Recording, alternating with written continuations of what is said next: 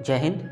देखो UP board का 10th और 12th की डेट शीट आ गई, और जब स्कीम आपकी आ गई तो अब आपको पढ़ाई करनी पड़ेगी। आपके पास ज़्यादा टाइम है भी नहीं। और अब क्या स्ट्रेटेजी अपनाओगे कि अच्छी परसेंटेज आ जाए। बहुत से लिखोगे 90% लाने के लिए क्या करे, फलाना टीम करना। भाई ऐसा कुछ नहीं, नॉर्मल सी बात है। कोई अगर अब से पढ़ेगा और उसका दूसरा कोर्स है तो 90 नहीं ला सकता, चाहे वो लिख के ले लो, ठीक है ना। हाँ ये है कि अगर अच्छी परसेंटेज 80% या फिर 75, 75, 70 तक अगर वो नंबर ला सके, उसके लिए बता रहा हूँ अब से, क्योंकि अब से 90% नहीं आ सकते, ठीक है ना। अगर पेपर में ही जो आपने याद करा, आपकी किस्मत बहुत अच्छी है, वही खुल गया तो एक अलग बात हो जा फिर, ठीक है ना। तो सुनो, अब आपको करना क्या है।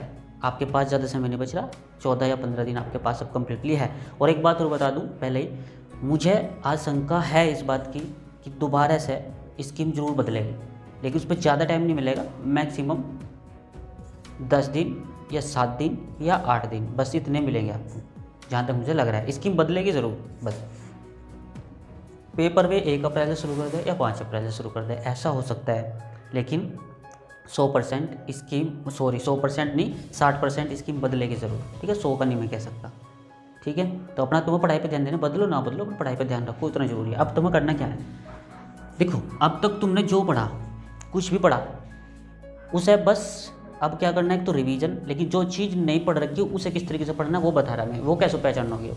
जो 30% छोड़ रखा वो ठीक है, ठीक है। अब सुनो, आपकी मान के चलो हिंदी है, हिंदी के अंदर तुम्हें क्या काम करना, अपनी जो व्याकरण है, क्योंकि थोड़ा सा हार्ड पोर्शन यही है, अपनी हिंदी की व्याकरण को उठाओ कंप्लीटली और उसमें छाड़ दो। 10th की और 12th को दोनों के लिए बता रहा हूँ। व्याकरण को पूरी में को निकलो एक बार, और ये देखो आपकी क्या तो चीज़ याद नहीं या क्या चीज़ आपकी समझ में नहीं आ रही। जो चीज़ उन्हें चिन्हित करो, और जो चीज़ समझ में नहीं आ रही वो अपने टीचर से पूछो जो कहीं भी पढ़ रहे हो। और जो चीज़ समझ में आ रही है लेकिन वो याद नहीं है, उसे याद करो और उसका रिवीजन का भी टाइम निकाल लो। विषय ध्यान रखियो। अब मैं रिवीजन करने का आपको सही टाइम बता रहा, सुबह ही 4 बजे आप अपनी हार्ड चीज़ों को पढ़ोगे, ठीक है ना। और शाम के टाइम 4 से 5-6 बजे तक अपना रिवीजन टाइम रखो, क्योंकि उस टाइम दिमाग इतना तेज चलता नहीं, उस बहुत चल भी सके, सभी के लिए नहीं होता। उस अपना रिवीजन करो, ज़्यादा अच्छा होगा, ठीक है ना।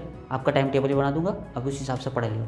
टाइम टेबल देखो, स्कीम बताने की मुझे कोई ज़रूरत नहीं, वो दुनिया भर की अब आपको स्कीम नेट पर डाउनलोड कर लो, कोई हर जगह से मिल जाएगी, कोई ज़रूरत नहीं आपको स्कीम लिखने की। रही दूसरी बात है, क्योंकि बदलने का आशंका है इसलिए बोल रहा हूँ मैं, तो मैं 15, 16, 17 को मैं स्कीम लिखवा दूँगा अगर ऐसी बात होगी तो व्याकरण का बता दिया। फिर ऐसे ही आप अपने क्या होगे, गद्य और पद्य, ठीक है ना।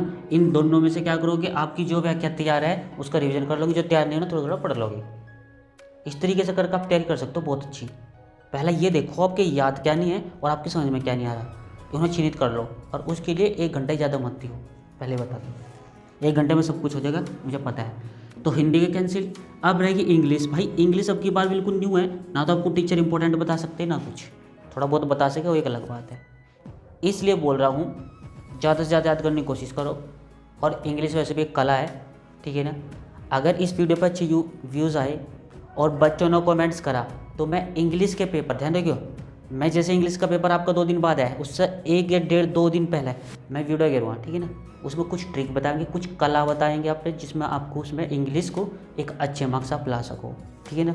कुछ तरीके बताएंगे, उससे पहले भी बता सकते हैं 20 तारीख को। अगर मुझे लगा पेपर कंफर्म होने हैं 24 से, तो फिर मैं 20 तारीख को भी बता दूंगा, वो वीडियो डाल दूंगा अगर आपके कमेंट्स होंगे ज़्यादा से ज़्यादा, तब उस शर्त पे इंग्लिश के बारे में।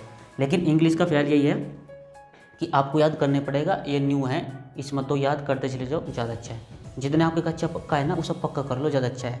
नहीं के पीछे मत पढ़ियो इंग्लिश में, मैं पहले बता दूँ, ठीक है ना। स्टोरी को मत छेड़ियो, अगर आपको पढ़ानी नहीं आती बिल्कुल मत छेड़ियो, कोई ज़रूरत नहीं है छेड़ने की। अच्छा अब रहेगी किसकी बात, फिज़िक्स, ठीक है ना, और मैथ्स, और भाई केमिस्ट्री। देखो केमिस्ट्री की बता दूँ, केमिस्ट्री में कुछ भी नया समझने की कोशिश थोड़ी कम करियो, ज़्यादा मत करियो। लेकिन जो आपका है केमिस्ट्री में और फिजिक्स में, उसका रिवीजन दबा के लगाओ, ज़्यादा अच्छा होगा। और आगे मैथ्स की बात, इसमें तो रिवीजन ही रिवीजन चलन दो, ज़्यादा बेटर होगा। मैथ्स की खास बात, सूत्र याद कर लियो, अभी से करने याद शुरू कर दो। जितने ज़्यादा अच्छे सूत्र होंगे उतना बेटर होगा। सूत्र अगर याद नहीं होंगे तो कुछ भी कर लियो, आप सवाल नहीं कर पाओगे। अगर सूत्र याद होंगे, एक बार भी समझ रखा है ना, और पता है इस फॉर्मूले में, मतलब इस सवाल में ये फॉर्मूला लगना, तुरंत कर जाओगे सर। और आपको कितने भी अच्छे सवाल आता हो, आपके फॉर्मूला याद नहीं है, आप सॉल्व कर ही नहीं सकते। जब फॉर्मूला नहीं लगा पाओगे तो सवाल कैसे कर लोगे, ठीक है ना। तो इसलिए मैथ्स की बात होगी। और केमिस्ट्री में मैंने बताया रिएक्शन ज़्यादा से ज़्यादा दोहराने की कोशिश करो, रिएक्शन को बार बार पढ़ो, याद हो जाएगी। कुछ इंपॉर्टेंट है रिएक्शन वे निकाल लो, ज़्यादा बेटर होगा। मुझे बता दोगे, वही कमेंट्स करोगे हर चीज़ के बारे में बताने की, जो भी चीज़ सोल्यूशन है मुझसे बता दियो, मैं उस पर वीडियो बना दूँ, कोई प्रॉब्लम नहीं है, ठीक है नहीं। फिजिक्स न्यूमेरिकल्स ज़्यादा बेटर होगा, न्यूमेरिकल्स को करो, गहराई से पढ़ो, क्वेश्चन के बीच में से भी बन जाए, हल्का बना तो कर जाओगे। अगर न्यूमेरिकल टाइप पेपर आया तो ध्यान रखिए माथे मारोगे बैठ के, कुछ नहीं कर पाओगे, बहुत कम, जितना बच्चे ने शुरू से मेहनत करके वो करेगा।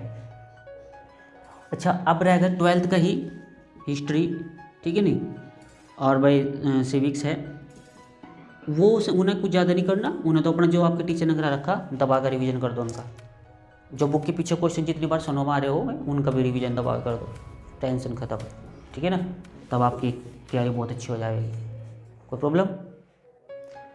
तो हर 10th क्लास के लिए भाई हिंदी में ऐसे ही आपको हर एक सब्जेक्ट के लिए बता रहा हूँ मैं, हिंदी के लिए बताइए, इंग्लिश में वैसे भी पहले उन चीज़ को चिन्हित करो जो आपके याद नहीं है, सबसे पहले उसे समझो टीचरों से अपने, तब उसे याद करो। कोई जो आपको लगा हम याद कर लेंगे उसे याद करो, उसमें टाइम वेस्ट ना करो फिर किसी के बारे में, ठीक है ना। कम से कम भी 10 घंटे पढ़ो, अब ज़्यादा बेटर होगा, ठीक है ना। ये नाटक वगैरह, ये सीरियल वगैरह सब सास बहू के नाटक देखने छोड़ दो और तैयारी कर लो लड़कियाँ खास करके।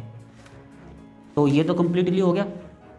अब इसके बाद जो तो मैं मतलब देखो, अगर आप तैयारी कर रहे हो किसी भी चीज़ की तो सबसे पहले हमें ये पता होना जरूरी है हमें क्या नहीं पढ़ना, ठीक है ना। ये अगर आपको पता लग गया तो आसान लगेगा कोर्स बहुत ज़्यादा। देखो सारा तो तब नहीं आना वो आपको ही पता है, लेकिन एक एवरेज होता है हमेशा, वो निकाल लिया करो, ठीक है। केमिस्ट्री देखो, जिस बच्चे को मैं ये नहीं कह रहा टाइम टेबल अपने हिसाब से किसी से पढ़ाऊँ, जो जिस बच्चे की जो चीज़ याद नहीं उसे देखो, अब मैं थोड़ा सा मैं कट करके और यहाँ पे टाइम टेबल बना दो आपका। जैसा हिंदी है, ठीक है ना, आप हिंदी छोड़ो, मतलब देखो किसी भी टाइम पढ़ो किसी सब्जेक्ट को, मुझे कोई प्रॉब्लम नहीं है। हिंदी को आप ज़्यादा से ज़्यादा 1 से और सिर्फ 1.5 घंटा, बस इससे ज़्यादा नहीं देना, ठीक है नहीं। 1 घंटा या 1.5 घंटा, इससे ज़्यादा मत दो हिंदू को, वही बहुत है, बहुत तेज़ी से रिविजन करना है। इंग्लिश को मैक्सिमम सिर्फ 2 घंटा, इससे फालतू नहीं देना इंग्लिश को भी। भाई आपकी फिजिक्स, ठीक है, 3 घंटा। अब 3 घंटा कैसे देना मैं बता रहा हूँ। इस 3 घंटे में 1.5 घंटा तो आपको रिवीजन लगाना है थ्योरी आर्टिकल्स का, ठीक है ना, और 1.5 घंटे में आपको न्यूमेरिकल करने हैं, ठीक है। अब वो आपको कहाँ सुटेबल लग रहा है, एक साथ नहीं करने दोनों काम, ठीक है ना, बीच में कोई सब्जेक्ट उठा लेना है। अगर आपको पहले थ्योरी कर ली तो बाद में न्यूमेरिकल करने हैं। और केमिस्ट्री सजेस्ट करूँगा भाई सुबह 4 बजे उठ के केमिस्ट्री पढ़ो सबसे पहले, ठीक है ना, 4 बजे केस में मॉर्निंग में, ठीक है नहीं। केमिस्ट्री कितने बजे पढ़ोगे, 4 बजे को सुबह। मैं तो यही प्रीफर करूँगा कि इसे 3 घंटे पढ़ो लगातार, कोई फर्क नहीं पड़ता, लेकिन सुबह पढ़ो 4 बजे, ज़्यादा बेटर होगा, ज़्यादा अच्छा समझ में आएगा। लेकिन मूड होगा पढ़ लो, कभी पता लग रहा है उठते ही लग जाओ, ठीक है ना। मैथ्स जब मन है उठा लो, कोई प्रॉब्लम नहीं, लेकिन ज़्यादा अच्छा कब रहेगा, रात के टाइम, जैसा 9 से 12, उस टाइम अक्सर याद करते हैं नींद आ जाएगा ना, तो मैथ निकाल लो दबा के, कोई प्रॉब्लम नहीं है, ज़्यादा अच्छा होगा, ठीक है ना। 3 घंटे कम से कम मैथ भी निकाल लो भाई, कोई प्रॉब्लम नहीं है। तो लगभग आप जब टोटली करके जोड़ोगे ना तो आपके 10 से 11 घंटे बैठ जाएंगे और आपको कोई दिक्कत भी नहीं, क्योंकि पता है पेपर सामने है तो कर लोगे इतना, और आपको करना भी पड़ेगा। ऐसे 10th वालों के लिए है मैथ सेम उसी तरीके से करना है ना, और उनकी फिजिक्स केमिस्ट्री वगैरह नहीं होती तो उनकी मिक्स होता है साइंस, उन्हें साइंस भी इसी तरीके से पढ़ना है और इंग्लिश भी और हिंदी भी इसी तरीके से पढ़ना है, 10th को भी, 10th और 12th दोनों को। अब जैसे किसी की सिविक्स है, ठीक है ना, आर्ट वालों, तो सिविक्स सुबह के टाइम पढ़ो, नहीं हिस्ट्री हुई, हिस्ट्री, इन दोनों में से कोई से भी सुबह के टाइम पढ़ लो एक सब्जेक्ट, कोई प्रॉब्लम नहीं। कोई भी सब्जेक्ट है आपको जो सब्जेक्ट हर लगता है वो सुबह के टाइम पढ़ो, ज़्यादा अच्छा होगा, ज़्यादा अच्छा याद होएगा, ठीक है ना, इसलिए बोल रहा हूँ। तो अपनी तैयारी करने के लिए आपको टाइम टेबल फॉलो करना पड़ेगा हर सब्जेक्ट को। हिंदी को बताया 1 या 1.5 घंटा बस, इंग्लिश को 2 घंटे से फालतू मत, तो कोई प्रॉब्लम नहीं है। लेकिन इन सब्जेक्टों में जितना ज़्यादा टाइम दे लोगे उतना कम है अभी के लिए। और पैनिक नहीं होना बिल्कुल भी, जो चीज़ याद नहीं है अपने चैप्टर वाइज लो पकड़ो। कोई फिजिक्स के 5 चैप्टर लिए, उन 5 चैप्टर में ही देखो आपका क्या नहीं आता, उसे अपने टीचर से समझो, जो आपने पहले पढ़ रखा उसे रिवीजन कर दो, प्रॉब्लम सोल्व। 5 चैप्टरों की 5 चैप्टरों की 2 दिन में प्रॉब्लम सोल्व कर दोगे आप, मुझे पूरा यकीन है। 5-5 का बंडल बनाओगे ना, मुझ मैक्सिमम मान के चलियो 10 दिन के अंदर पूरी फिजिक्स खत्म। अब उन्होंने पूरी फिजिक्स पढ़नी पूरा दिन। इसी तरह केमिस्ट्री 4-4, 3-3 पार्ट का सेट बना लो, इन्हें अपनी प्रॉब्लम्स देखनी है, जो प्रॉब्लम है टीचर से पूछो और बाकी पूरा करा दो, कोई प्रॉब्लम नहीं। तो एक ये सबसे बेहतरीन स्ट्रेटेजी है। मैथ का भी नहीं, पूरा चैप्टर जो उठाओगे उसकी पहले प्रॉब्लम देखो आपका क्या नहीं आता। देखो मैथ का सबसे अच्छा रिवीजन किस तरीके से कर सको आप, मैथ का सबसे बेहतर रिवीजन करने का सिर्फ एक ही आपके पास ट्रिक है, और वो है कोई चैप्टर उठाया उसमें सॉल्व करोगे। उससे पहले सॉल्व करने से पहले क्या देख लोगे, ये बहुत आसान सवाल है, उन्हें मैं निकाल लूँगा।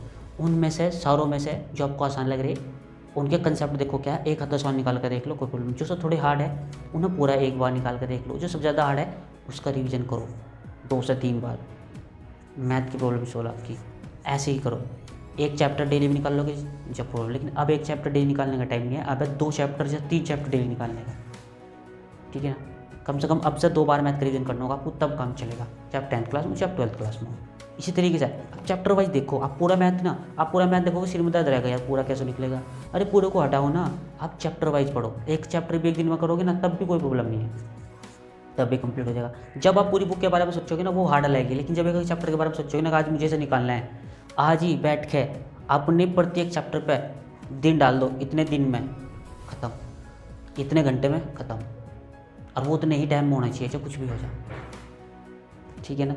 स्ट्रेटेजी आपके हाथ में हम सिर्फ बता सके, बॉस बोले ना आप इस तरीके से पढ़ोगे तो ना भाई नहीं आ सकते, क्योंकि आप कंटिन्यूटी तो नहीं पढ़ने के ना उस चीज़ को, आप कंटिन्यू पढ़ ही नहीं सकते उस चीज़ को। सबसे बड़ी प्रॉब्लम ये है, अगर आप कंटिन्यू पढ़ोगे तो फिर कोई भी टाइम टेबल फॉलो कर लो तभी कामयाब हो जाओगे, चाहे आप खुद का बना कर भी कर लो, चाहे मैं कितने टाइम टेबल आपको बना कर दे दो, आप कहीं यूट्यूब पर से कितने टाइम टेबल देख लो कि 90% आ जाएंगे, इस तरह पढ़ोगे तो मैं 95% बना दूंगा फलाना, ऐसे बहुत मिलेंगे।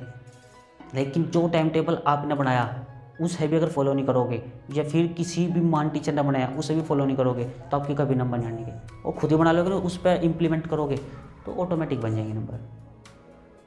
तो अब आपके हाथ में है आपको किस तरीके से डील करने हैं अब ये दिन जो बचे हुए दिन है, ठीक है ना। अगर देखो आपको कुछ प्रॉब्लम लगी है तो बेफिक्र होकर कमेंट करो, पूछो उसमें अगर ये प्रॉब्लम है, मैं उसी पर फिलहाल वीडियो बना दूँ तो ज़्यादा अच्छा रहेगा, ठीक है ना। अगर इसमें व्यूज़ ही नहीं आई, कुछ ना आई, तो फिर मैं क्यों वीडियो बनाऊँ बेफालतू, मुझे कोई वीडियो बनाने का फिर शौक नहीं है।